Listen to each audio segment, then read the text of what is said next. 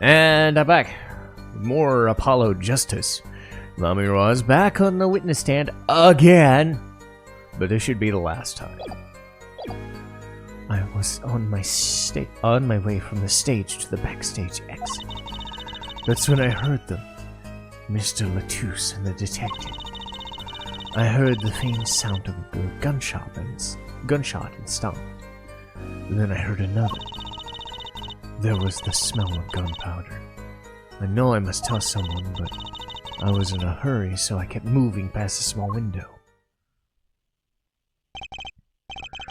Pretty much the same as yesterday. I am sorry.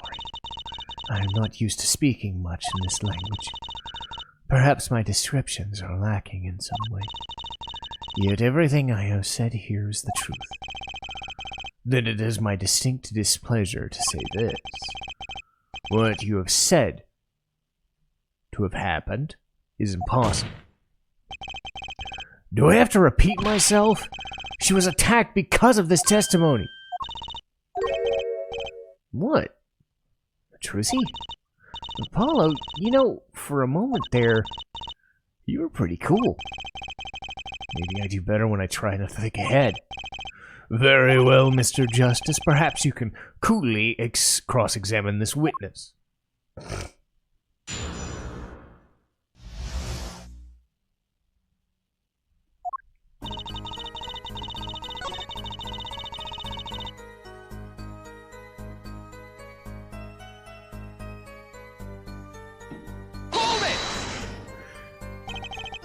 Darien Crescent?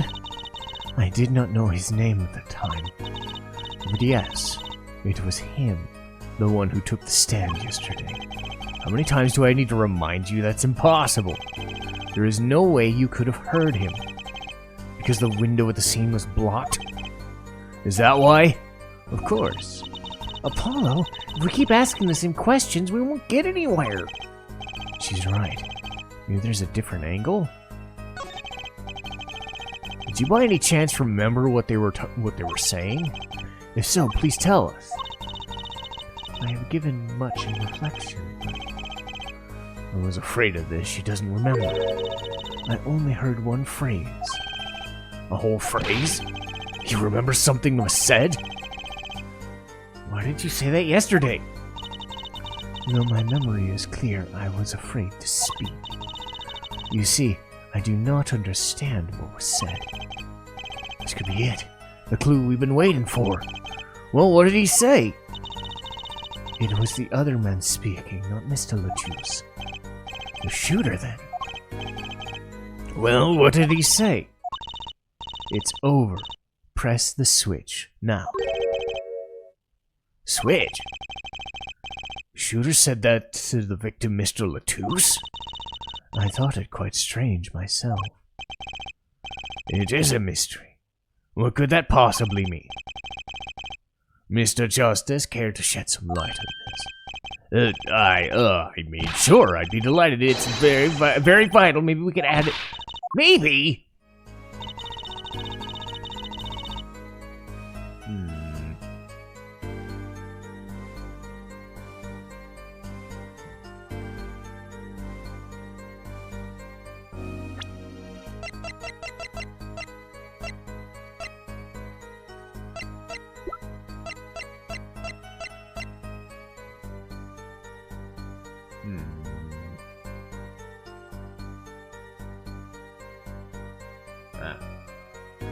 Objection! There we go.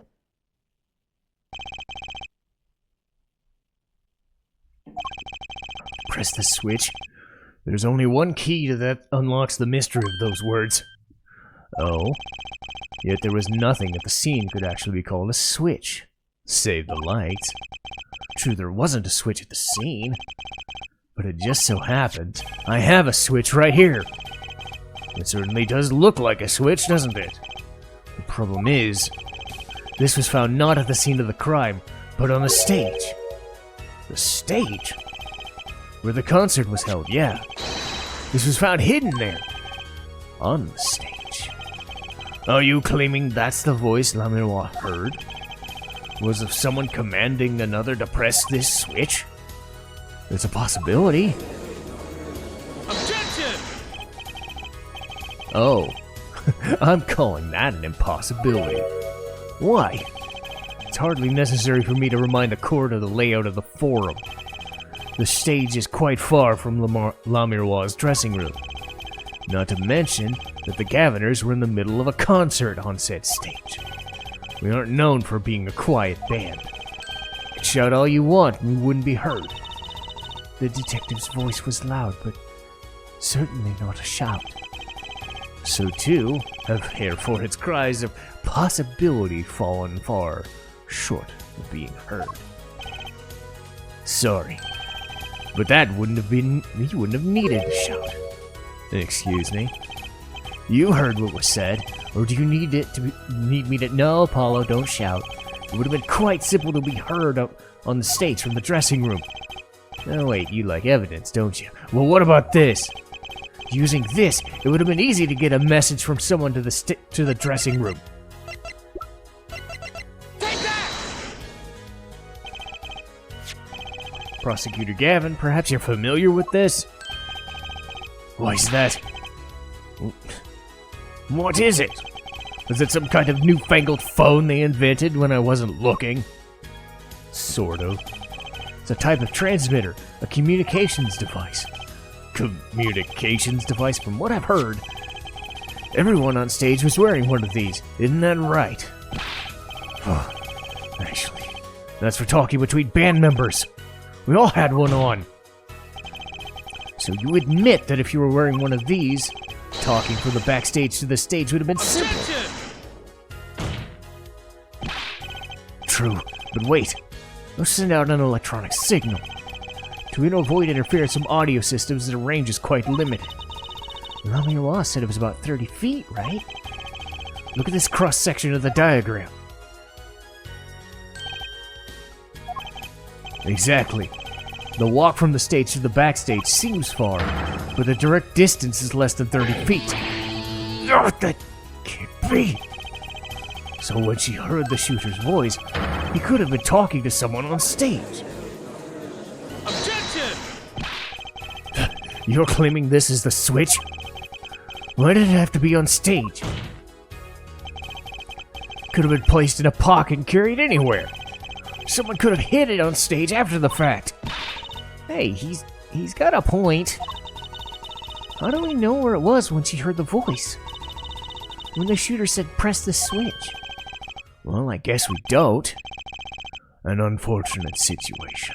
I'm afraid until we know where the switch was, there's little point in debating. I was sure this is the way to go with this. What is this switch anyway? We don't even know it's that basic fact. Wait a second. I do know what this is for. And if you follow the train of logic to its incredible conclusion, it ends up in proof completely changing the case. What's up, Apollo? Apollo? We know what the switch is, right? We know what it is. Yeah. Well, think about what it was used that day. Think about what happened. Well, Mr. Justice, if you have no further information to share... Your Honor, I've been remiss in not telling the court this before. I know what the switch is. Well, it seems he is set upon linking the switch to the case. Let's see your evidence of this link. What evidence do you have to explain what the switch is? Take that! Prosecutor Gavin, you remember this? That what? Is it another one of those newfangled... No, it would burn you. This is an igniter. What phone looks like this? Igniter? You mean it's like a lighter? Yes, actually. You weren't saying the switch is a remote. I am.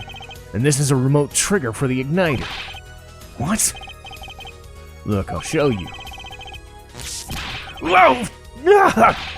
Mr. Justice, you will cease and desist from burning down this courtroom! Sorry, it's a little more fire than I expected. If my whiskers had caught on fire... Prosecutor Gavin, let me repeat myself. The switch is a remote ignition trigger. Doesn't that suggest something to you? You're talking about happened to me, aren't you? Oh! Exactly. That night of the concert, there was an unusual burst of flame. When your guitar when it caught fire in the middle of the set. Wasn't that part of the stage show? Prosecutor Gavin was entirely aware such a thing was planned, and the guitar that burned was a valuable keepsake. That's right. He got it in Virginia from Lamiroir. He said the sound was amazing. Before it burned, of course. Now it just kind of smokes. The better the guitar, the brighter it burns. Hair forehead. Don't tell me you're trying to tie these two things together. That being the shooter's voice heard by Lamiroir, and the guitar suddenly catching fire. I am.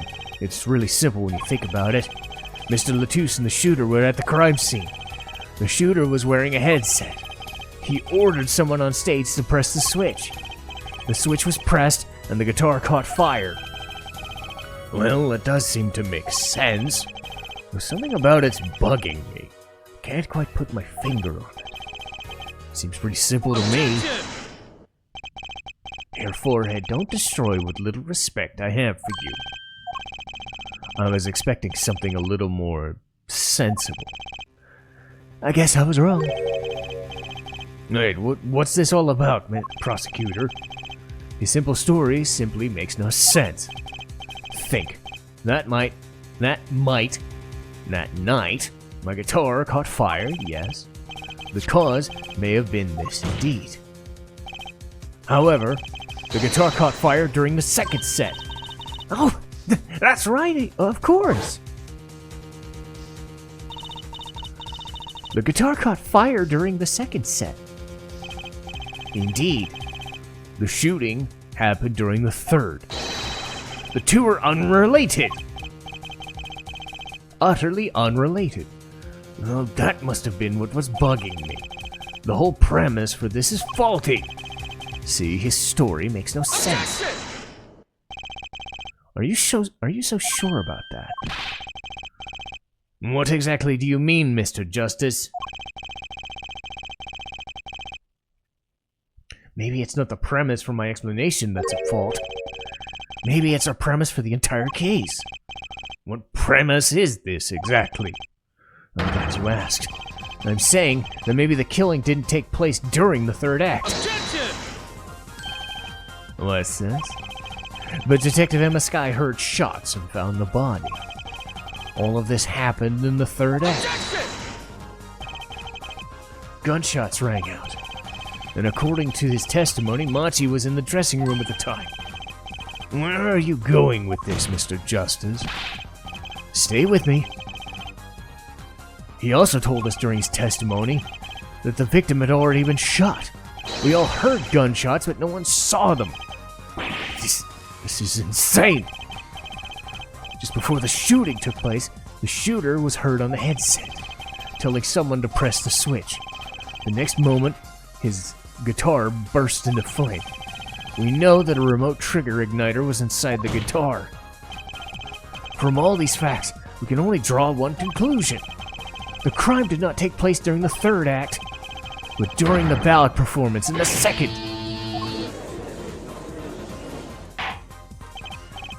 Order! Order! Order! But that goes against the evidence. What does? The crime was carried out according to the lyrics of the song, yes? Hey, he's right. Look. The bullet was supposed to come after the fire. You're thinking about it the wrong way. Look. Why would the shooter craft the events of the day following the lyrics anyway?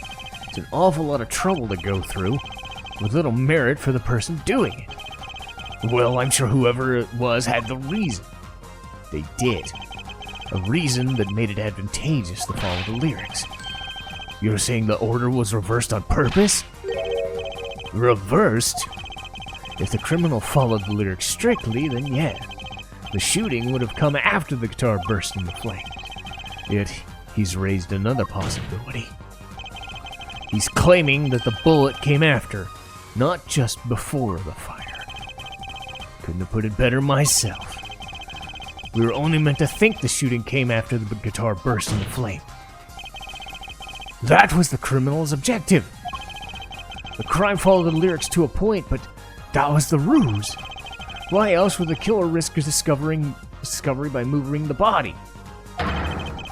That was the final touch to make us think he followed the lyrics. Order! That would explain this most unusual situation. It does. The killer changed the order of events to create himself an alibi. In other words, the killer was someone who had an alibi for the third, but not the second. I was hoping it wouldn't come to this, but sadly it has. Let me tell you why your little fairy tale makes no sense at all. Oh, it sounds good, I'll give you that. You've given us a reason why the killer bothered following the lyrics to my song, but I question your logic. For it's flawed from the very beginning. Flawed? A contradiction. One I've pointed out several times, no less.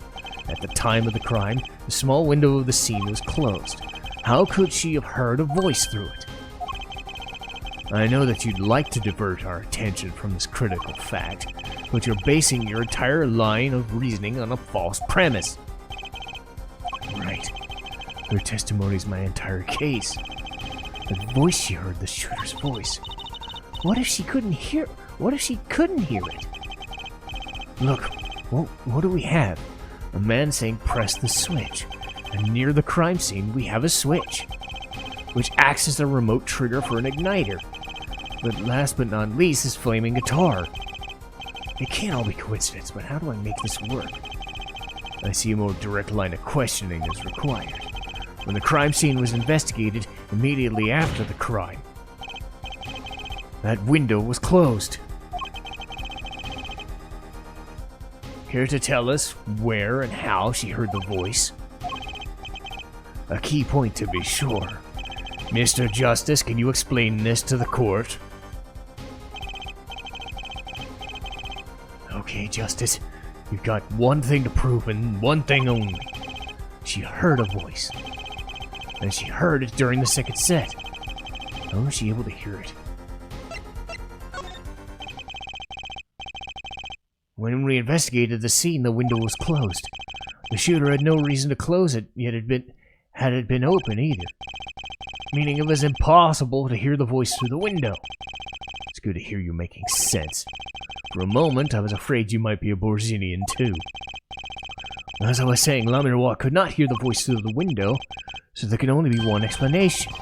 She heard it from another location entirely. What's this? You do amuse me so, and here I thought you and good sense were back on speaking terms. Now I'm afraid you've got good sense to speak entirely two different languages. I'm afraid you and good sense speak two entirely different languages. Shall I interpret for you, Herr Forehead? Lamiroir clearly stated she heard the voice through the small window, and there's only one small window at the scene. Are you sure? Huh? Think about it. Isn't there another small window? There is? I know that look. He wants us to ask him. Very well, you claim she heard the voice from another location.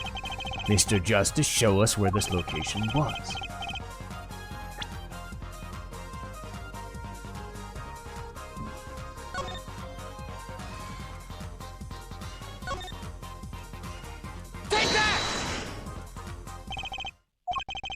Does this look like a small window to you? Anything could be a window. I didn't ask you to point the window in society. I want a window to the crime scene. You suck. Fine. Fine. You suck. You suck, game.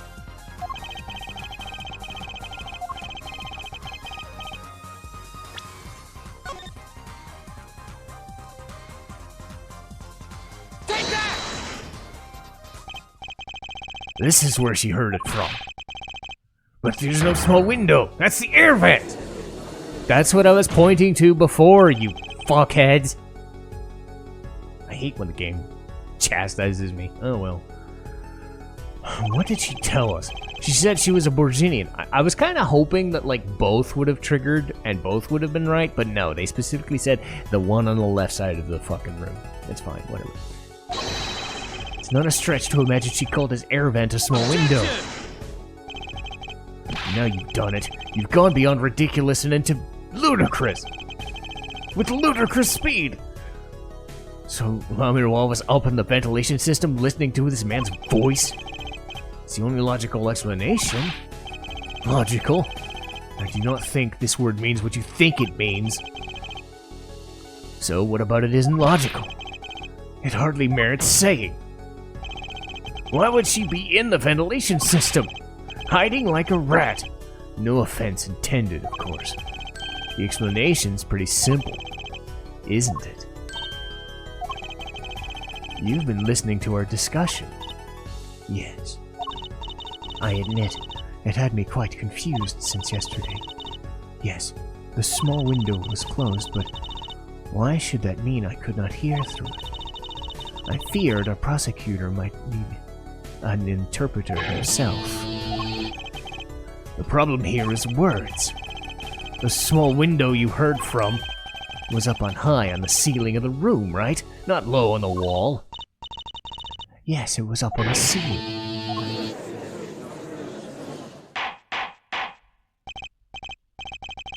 I will have order! Witness, you will clarify this statement to the court. Are you in fact saying you were up above the ceiling of the room? Then that's where you heard the moment of the crime? Yes, in fact, it was. I am sorry. I never imagined it would become such an important point. Yes, well, why the heck were you even up there?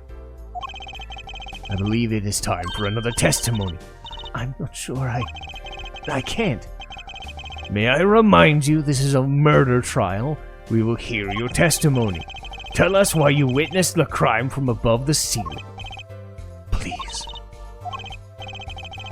Well, looks like I'm on the right track.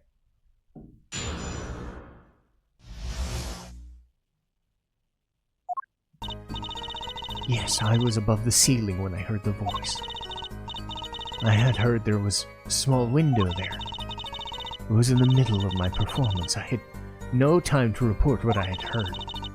As to why I was up there, I cannot say. I am bound to secrecy on this matter. Bound to secrecy? In my line of work, one has many obligations to uphold. But you say you were in the middle of your performance, so this did happen during the second set. I did not witness the crime, you must understand. I only know what I heard. Yes, but you must tell us what you were doing. That's what the cross-examination is for, yeah? Our mission in this court is to discern the truth. No obligation, no binding pact may hinder this mission. Very well. Mr. Justice, you may begin the cross-examination. What are you going to do, Apollo? Gonna find out the truth. She was up above the ceiling for a reason. I just gotta get it out of her.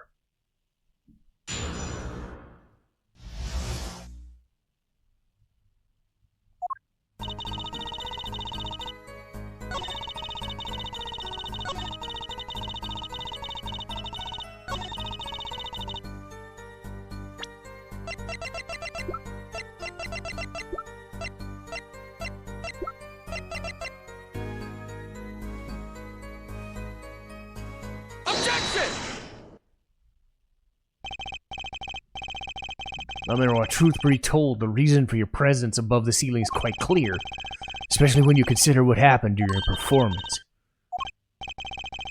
It's all right here on this video. Get ready to see this over and over and over.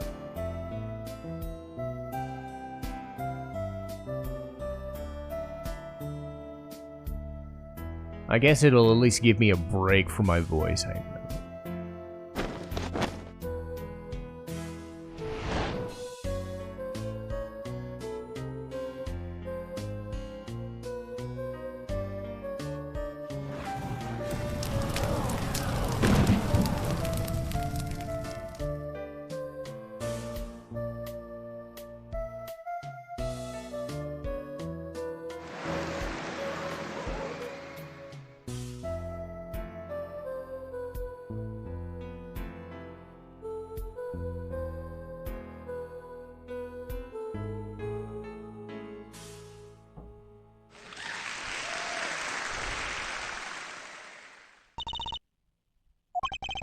As we can see, Lamiroir was clearly not on stage for her entire performance.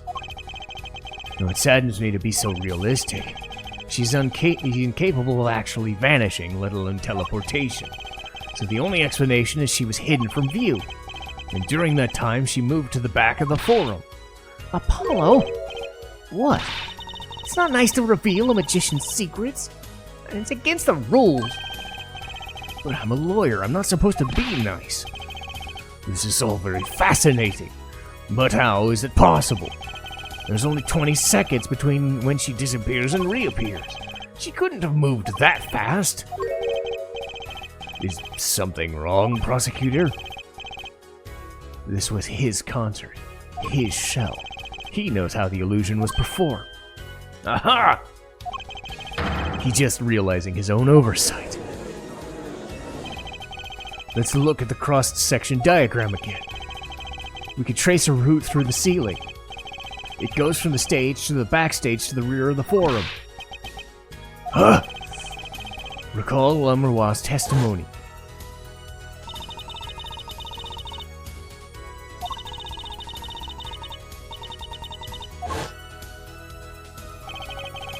She went from the stage to the backstage exit. A perfect description of the route above the ceiling. She knew of this because it was part of the illusion. But she wasn't the only one who knew. What? Just now in the lobby, Machi told us something. I know. Oh yeah, I don't voice act these bits. I shouldn't do it. Anyway, he said that? Oh, were you not informed?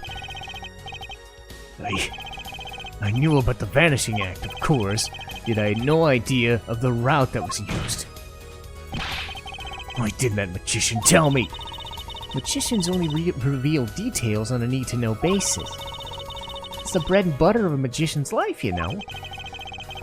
Which is why he bound her to secrecy. Well, I am impressed, Mr. Attorney. Machi was right about you. So what does this mean? Are you saying you used this route above the ceiling? I did. Well, that's that, but I'm still a little confused. Why is that, Your Honor? As I said before...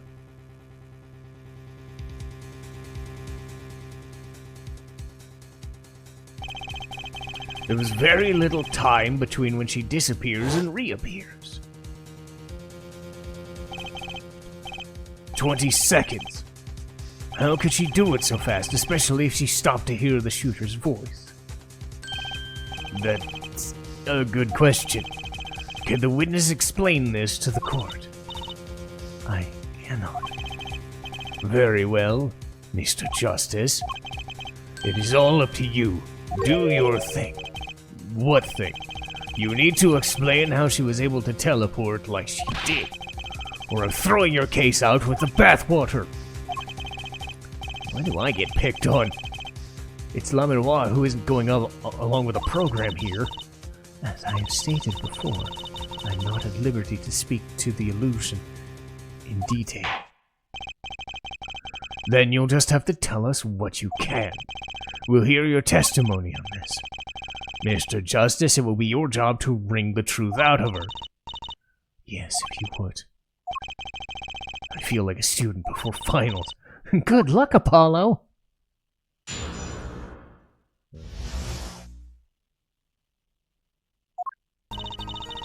I followed the route exactly as I was instructed. There is an emergency exit to the backstage, where a stagehand was waiting. From there, one could enter the forum on the opposite side of the stage. The plan was for me to move there in 2 minutes. I was on my way when I heard the voice. 2 minutes, you say? The mystery deepens. I suppose it was too much to hope the judge would come up with something. As does my curiosity. All I have to do is find the contradiction between what she's saying and what we could see plainly in the video. I figured it out already. I am a magician, after all. Well, tell me. Not a chance. I can't reveal another magician's secrets. Come on. Hey, you're supposed to be on my side here?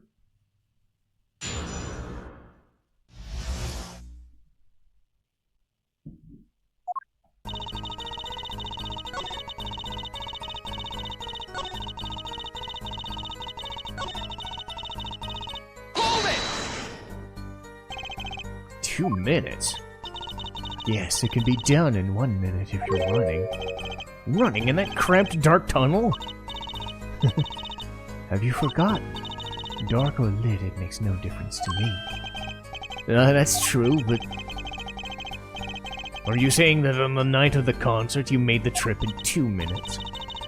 Though I nearly didn't make it in time, you see, I stopped halfway. She disappears in the video for 20 seconds. But she says she made the trip in 2 minutes. How? If you want my professional opinion, I'll bet the answer's right there in the video. Well, Mr. Justice, perhaps you have some evidence. Something that can explain the discrepancy between the video and her testimony.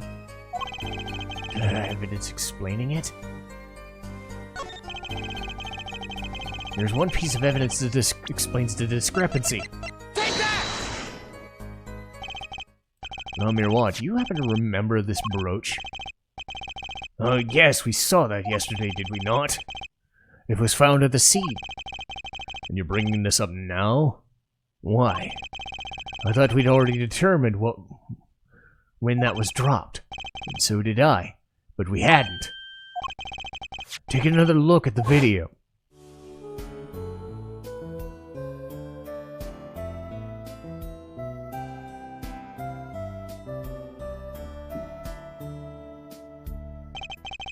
Here, you can see she's wearing it. So she is. Let's look a little later.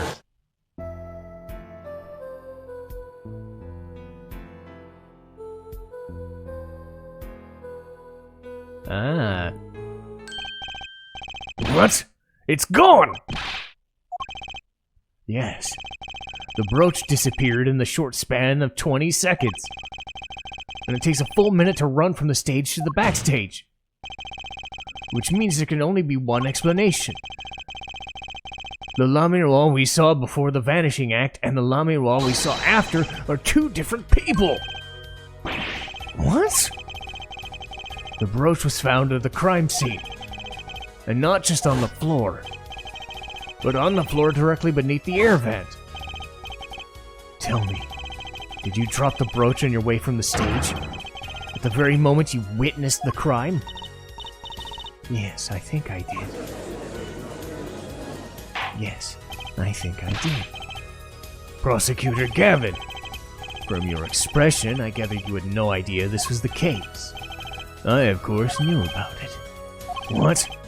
Don't get me wrong, I wasn't hiding it. It just never occurred to me that the switch and the shooting took place at the same time. So, I was right? There was.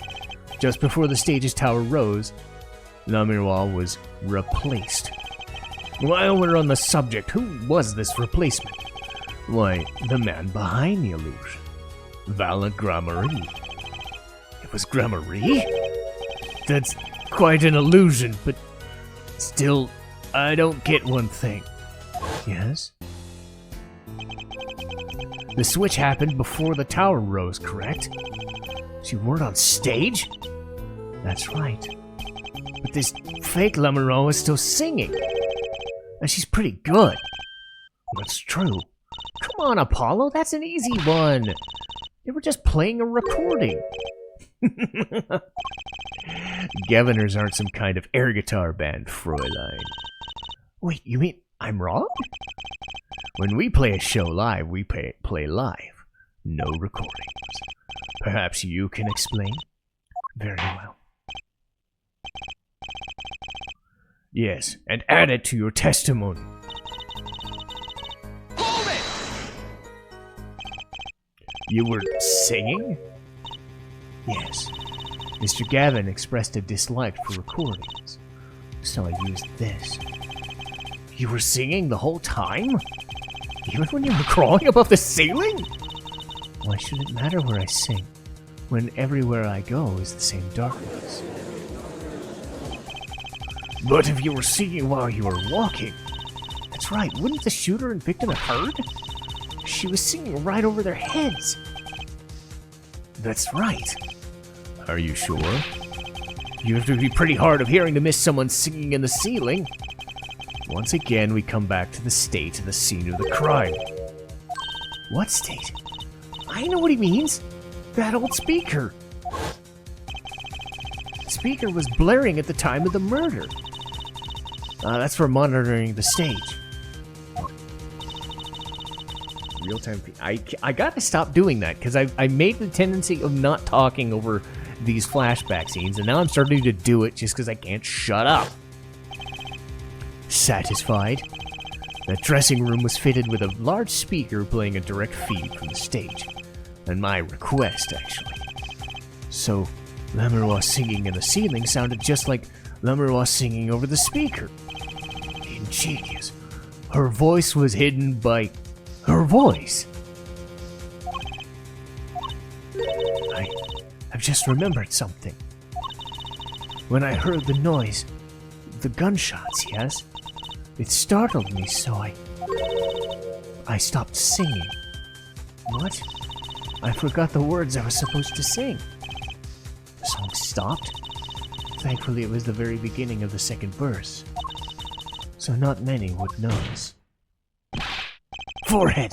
That mixing board I lent you, where is it? The mixing board? That machine, Apollo! The one that breaks music into tracks! I'd forgotten about it.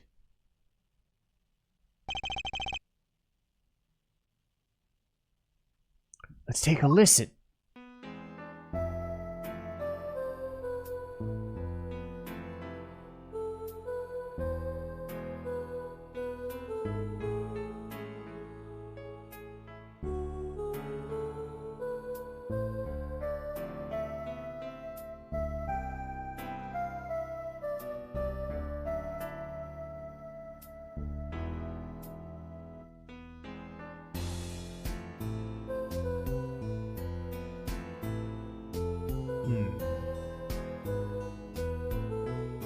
Okay. The song does stop. It does? I must have missed it. Look at the lyric sheet at the top of the second verse. Now listen again.